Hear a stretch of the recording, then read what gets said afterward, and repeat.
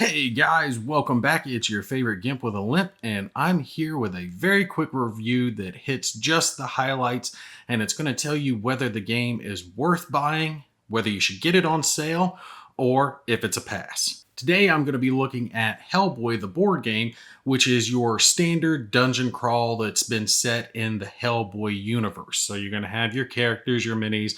They're going to move across a set of different tiles, exploring, fighting monsters, and bosses.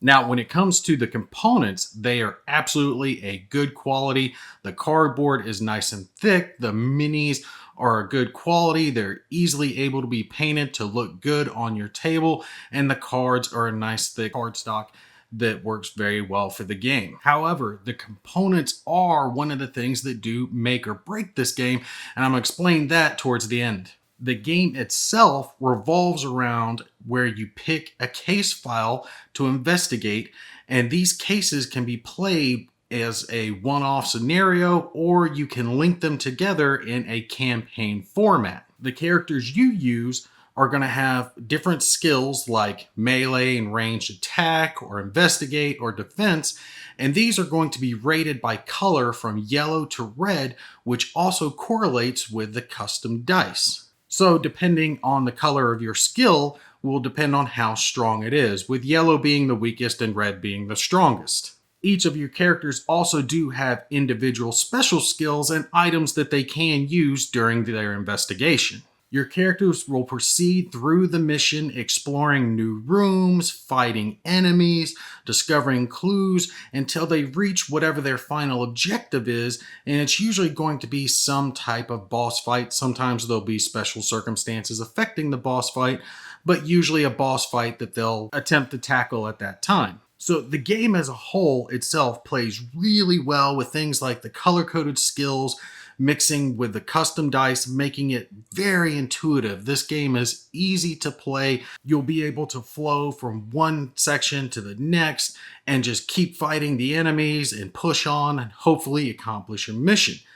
This should be a no-brainer game for any Hellboy fan, but this is where we come back to that component problem that I mentioned earlier in the video. See, there's a problem with this game, and it's what I refer to as the Kickstarter creep, as the Kickstarter version has a lot more in it that the retail version of the game doesn't.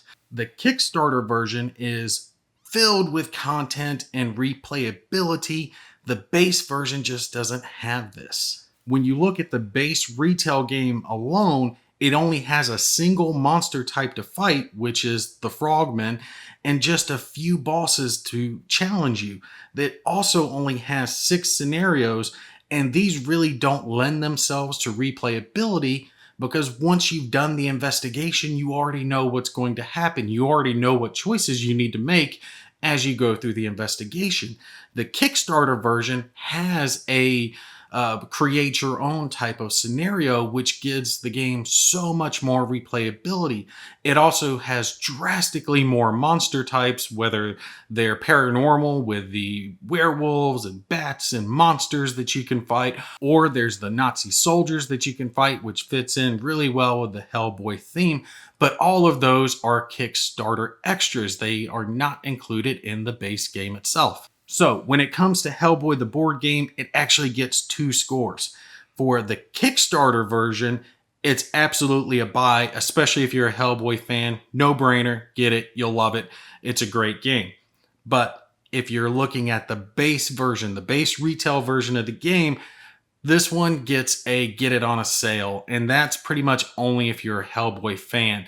If you're not big into Hellboy and your only option is the retail version, I would give this one a pass. There are better dungeon crawl type games you can get with more content for the amount that you're going to be paying for this game.